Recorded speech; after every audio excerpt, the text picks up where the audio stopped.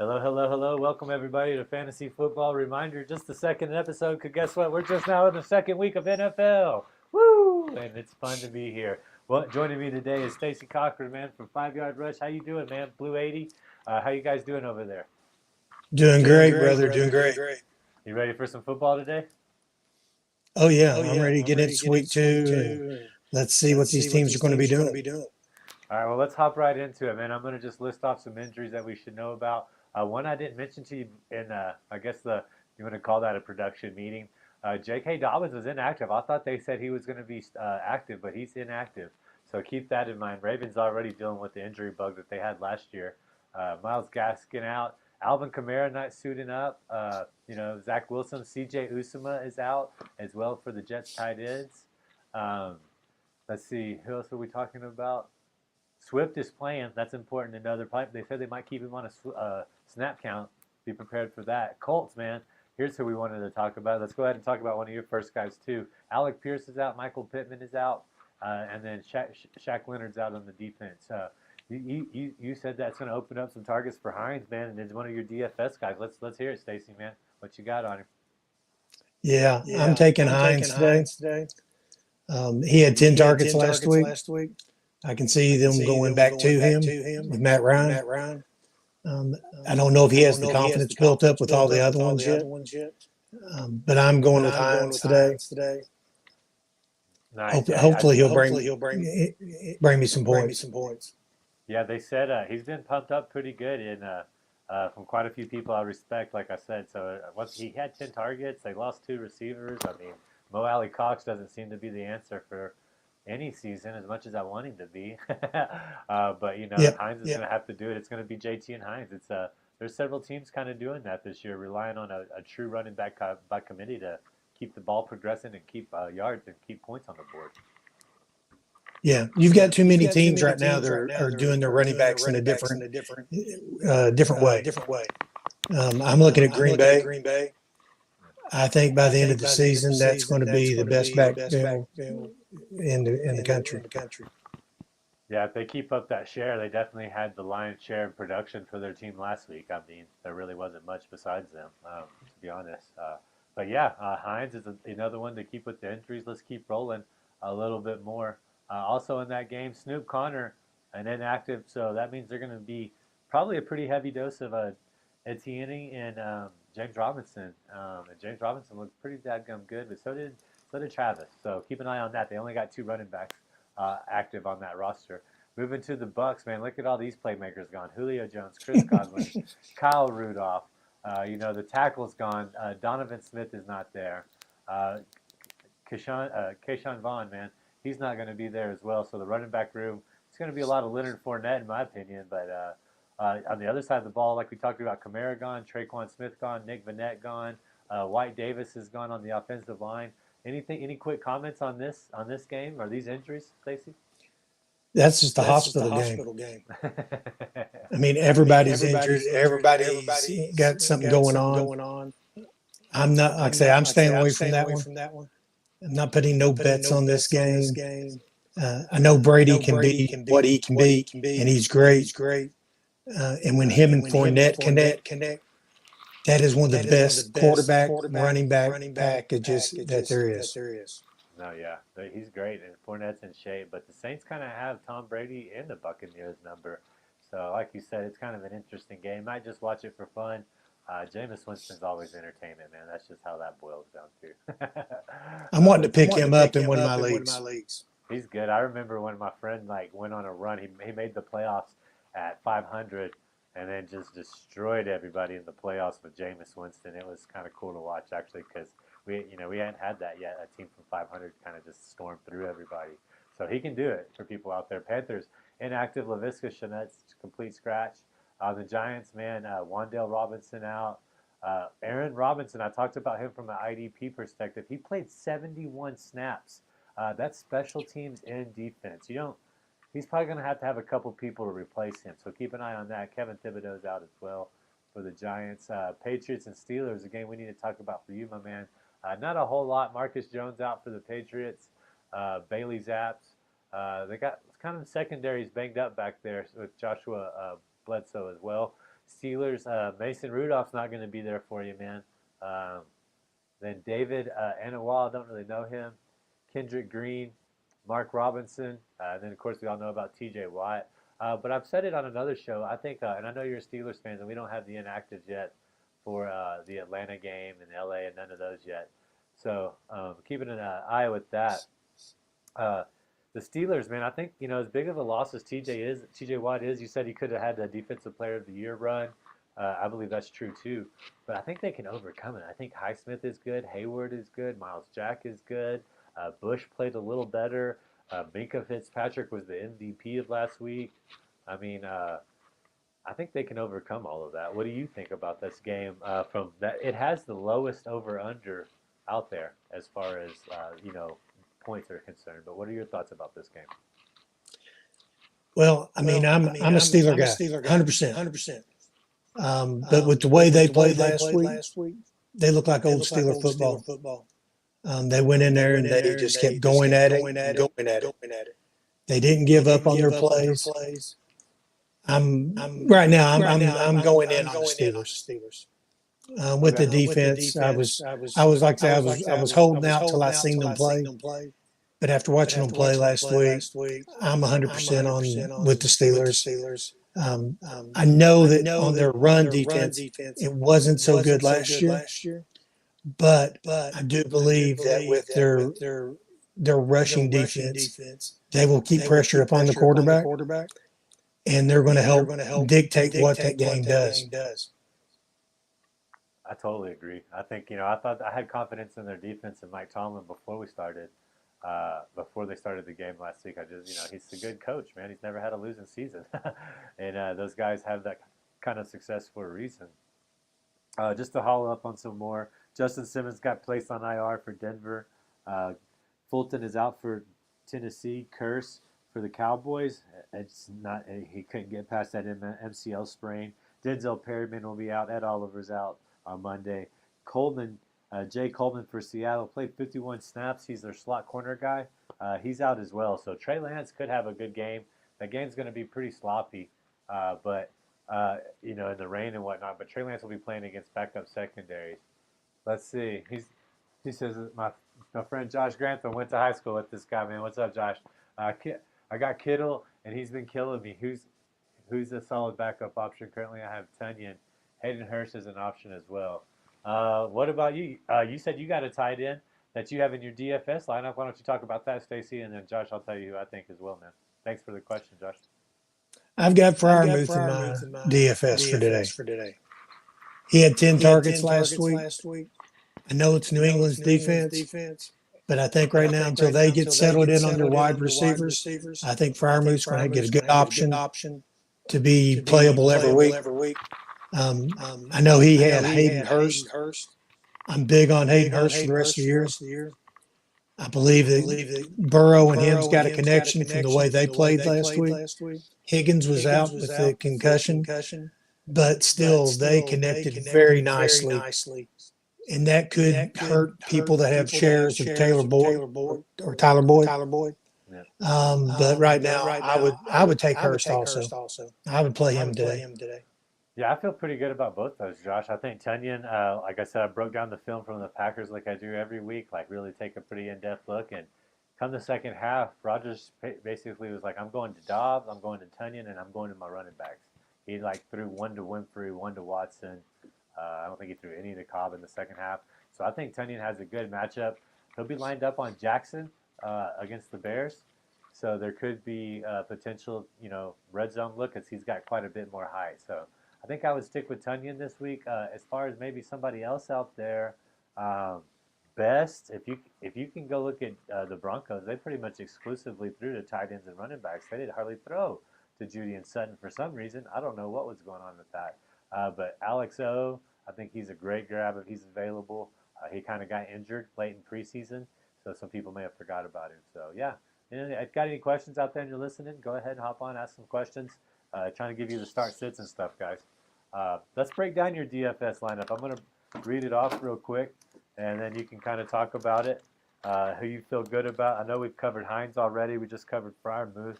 But you got Wentz, Chubb, Hines, Adams, Judy, Dodson. Freiermuth, Javonte Williams, and the Steelers defense, my man. Yeah, I'm loving Wentz this week. I love Detroit.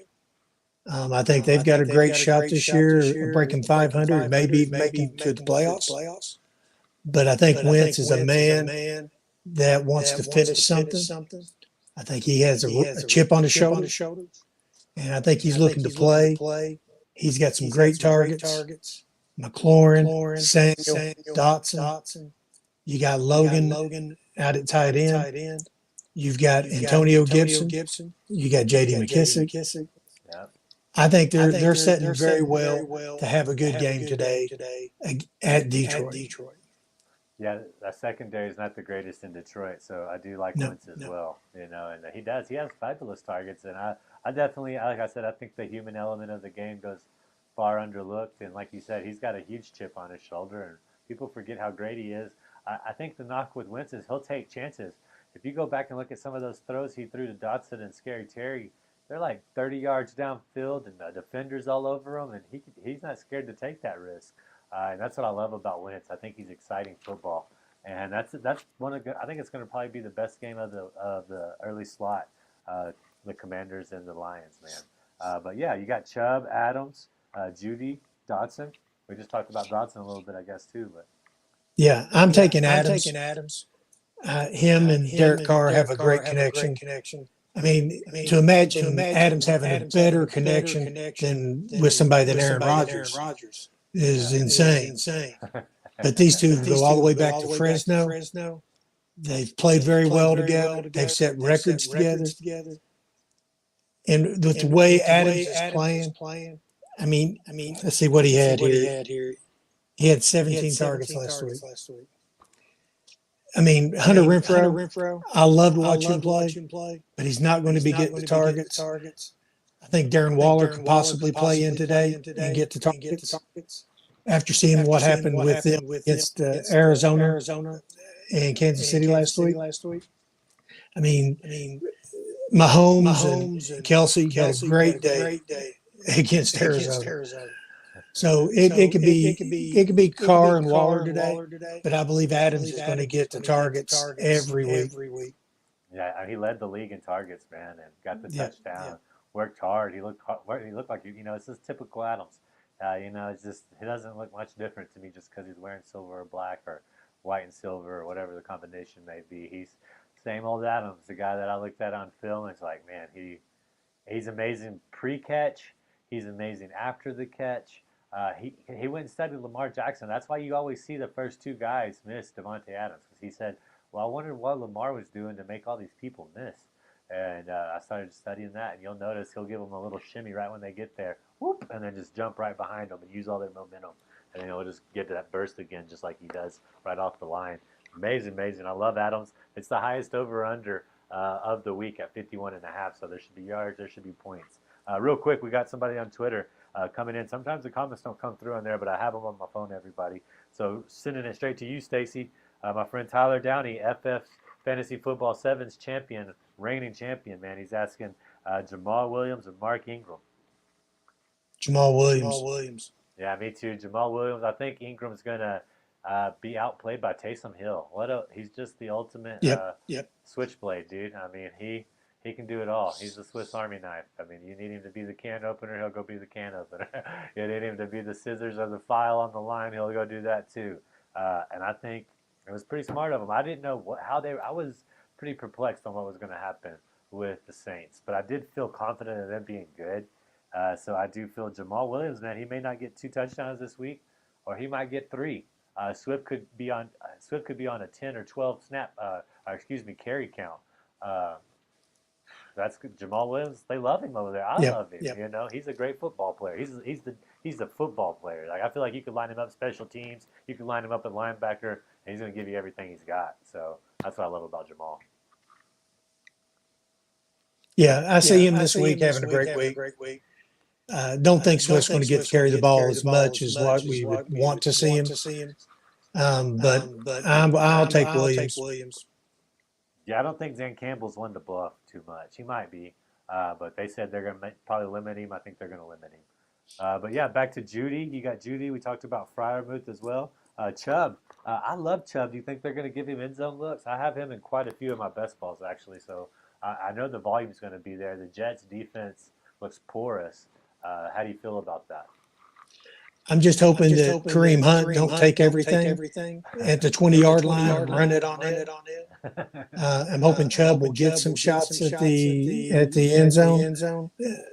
I had Chubb last year in my home league, and against the Steelers, I was very much let down.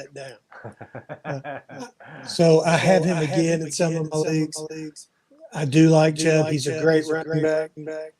I think if they give him the opportunity, he can be a 3-down back. Oh yeah, definitely. But you can't turn away Kareem Hunt either. That guy is just talented. I mean, when he catches the ball, he's like Devontae Adams. He can see downfield really good. Yep. He has great vision, and as he starts making his cuts, he's going to get 4 or 5 extra yards. And if he gets by that one tackle, he can take it a long ways. No, exactly. It's he's a pretty stout guy too. You know, Chubb's definitely real stout, but Hunt can usually make that first guy shed or be shifty enough to make him not grab him enough and get those extra yards you're talking about. And then wrapping it up, you know, you got the Steelers defense. We kind of talked about what we expect from them, but Javonte Williams, go ahead and talk about that as well. I think Javonte Williams at the end of the year will be a top 3 running back. With the offense that's going in out at Denver, I think after they kind of get settled in, he's going to be just a major weapon. I love Denver. I think they've got some great players on their team, but they have a new coach trying to get a new system. So I'm really looking forward to seeing what Javonte does. I know a lot of people are torn because of Melvin Gordon, but I'm not letting that hold me back to take Javonte Williams. Javonte Williams at any time can go from 15 to 25 points. And I'll take him all day. I'll take Javonte all day. Yeah, And I mean, you've got Wilson, and I mean, he's just back there going, "Let's ride." So I'm taking him today, but I'll definitely take Javonte. I'm big on Javonte Williams. Yeah, I think the consensus is there. I think the targets are there. I mean, he was about to score a touchdown before he fumbled. That would have been a huge difference in his production last week. And the Texans, they're good. They're better than people think they are in the front 7. But Williams is a stud, and I'm a Gordon truther. I liked where you could get him in his value, particularly like in early August. But that has no discredit to Williams. I think that Williams is still a great running back. I think they'll figure out that he should be more of a focal point to help bring those linebackers forward, so Russ can make that deeper pass a little easier. And the Texans, they played good at home with a lot of emotion against a team that hasn't had a week 1 win, I think, in 8 years now or 7 years now. It's kind of weird to say that. The Colts haven't won. They didn't win their first game. They're like the Packers. They start off slow. But now they're going on the road to the Mile High City. I just told you it was 40-something here. I don't know what it is over there on the Front Range before the show started. That's a little bit cooler than Houston, I promise you that, by the time that game gets rocking and rolling. But yeah, man, that is a great lineup. And you talked about, we pretty much covered the 4 guys you said you really believe in. Let me see if I can pull up my lineup real quick and see what I got. So just real quick, I rolled in with Mariota. I feel like Mariota's got, I think the Falcons, I don't think the Rams are as good. I think the Super Bowl hangover is pretty real for them, and they lost a lot of pieces, and they're trying to push it all together right now. So I think Mariota could have a big game, particularly because on DraftKings, this is on DraftKings. Yours is on FanDuel, different scoring. So make sure if you're playing both, you're aware of the scoring differences. Barkley, I got Barkley, then I took Penny in another rainy game. I took Devontae Adams in my lineup. I got DJ Chark Jr. I got Dortch just because the value, 3,700, maybe he can get. That's the highest line, like we said, Arizona and the Raiders. So I kind of took a little bit of a risk there. But then I was able to get Kyle Pitts because of that. Was able to double back with Mariota. Then Chase Edmonds and the Browns defense to just stop the Jets. So I feel pretty good about all that today. Um, Good yeah, lineup. man. Good lineup. Thank you, man. You too. I hope we both win money with it. Like I said, I want to keep in mind week 2. Everybody, be careful. Week 2 is kind of a weird week. A lot of people tend to overanalyze, me included, and you sit back and wait. Stacey and I talked about that before the show. Just kind of wait and analyze it, and let's see, make sure we get enough substance, enough data out there before we start really diving into DFS or betting or any of that. Um, so how are you feeling? How are you doing on the leagues? How many leagues are you in? Do you know off the top of your head or no? I think I think 16. 16. 6, yeah, that's a lot. Yeah, So I won't yeah, do it I again. won't do it again. Yeah, I me won't do that neither. many. Yeah, I'm right there with you. I'm a little more than that. It takes me 30 minutes to check my lineup, set the ones that Yep. obviously mean a little bit more to me. Go through and see if I can make some who's available, whoop de woo, all that.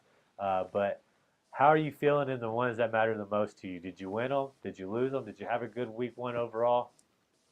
I lost I my lost first my week in my first home week in league my home league. Yeah. to Andy, To Andy, who oh, you yeah, met at who you met at the the expo. expo. Yeah, I was Yeah, not I real was happy not real about that. happy about that. Was feeling good Was going feeling in. good going in. On my home On league, I my home have league, I Josh have Allen, Josh Allen, Stephon Diggs. Stephon Diggs. I got Gabriel I got Gabriel Davis, Davis. Oh, and I played all and I three of played them all 3 of them and was looking and was really looking good really good and was real and happy was with real it. happy with it. And Andy And came back Andy with came Justin back with Jefferson, Justin Jefferson, and he ended and up he ended up beating beating me. Let's me. see here Let's see by here I by think 3 points. 3 points. Oh, oh, that's Yeah, brutal. yeah, Yeah, yeah. I was yeah. not. I was I not. was Or not. no, he got Or me no, he more than got that. me He more got than me that. He got me 22. 22. Okay. Yeah, he had He had 162. I had 162. I had 147. 147. That was a pretty good game, though. Yeah, well, like I Yeah, say, I well, was like I said, I thinking I was had thinking I it, had but it, but I've got I've got McCaffrey, McCaffrey, but he only but he had only like had like 5 targets 5 last targets week. last week. Yeah. So I'm So I'm wondering wondering what's going what's to going to happen in happen in Carolina with Carolina with him. him. I had Had T. T. Higgins. Higgins. He He was was out. out. But But Andy Andy had had Justin Justin Jefferson Jefferson and had and had Barkley Barkley and had and had Miami Miami defense. defense. Yeah.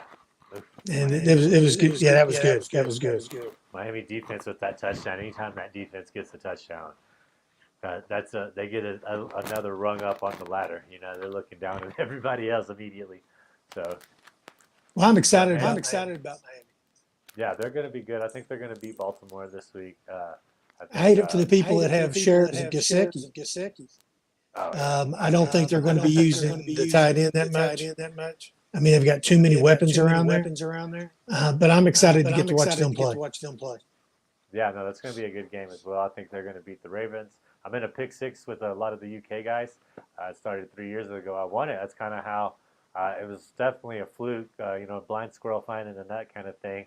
But they all think I'm good because of that. Well, not all of them, but some of them think I'm good because of that. So I got to go back. I think I finished in the bottom 20% last year. I was like, yeah, that's a better reflection. But it's cool to be in that group. So I took Miami actually to win that game, because you get to pick just the spread and the money line, and I took them to win it. So they're going to cover the spread if they do that, and it should be good to watch. I watched Tua a little bit. I'm more convinced on him now that they put the pieces around him. I'm way more convinced on Tua's ability and what he can do.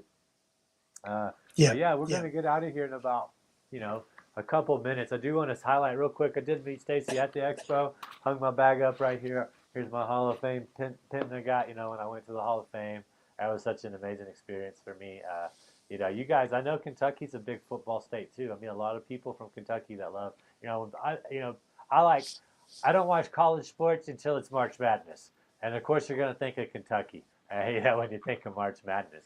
But that's a big football state too, man. And it's just great to meet people from the expo. Andy, you, everybody we met out there, had genuine conversations with, and it was a lot of fun, man. And I just encourage if anybody wants to go to the expo, try to go because you'll get to meet great minds like Stacey. I mean, since we've been back, I feel like we talked to I don't each know other. how great. How great.